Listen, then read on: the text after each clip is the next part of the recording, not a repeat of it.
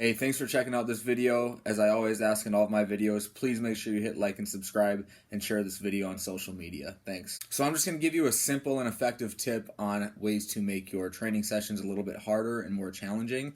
This will also make your workouts a little bit more fun or give you a little bit more motivation to go train hard, because you could get stuck in a rut doing the same thing over and over and lose motivation, but this will just change things up for you to make it a little bit easier to find motivation. So what you could do is just do some sort of eccentric overload or some tempo training where you lengthen the amount of time it takes you for your downward phase of your lift.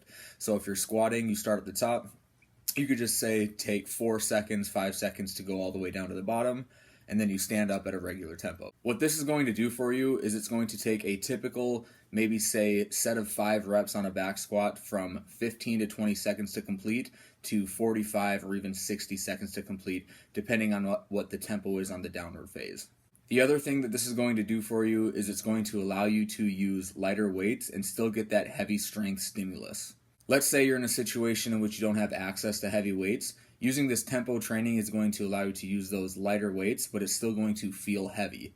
And there's so many different variations you can do with the tempo training. You can do 5 seconds on the way down, 10 seconds on the way down. You can pause at the bottom.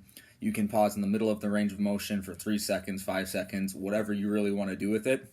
So it's very easy to just implement different ways to use the tempo training and not really get bored with it. And on top of all of this, there's plenty of physiological benefits to go with eccentric and isometric training that I'll link down below. There's plenty of metabolic adaptations that you can get with this tempo training.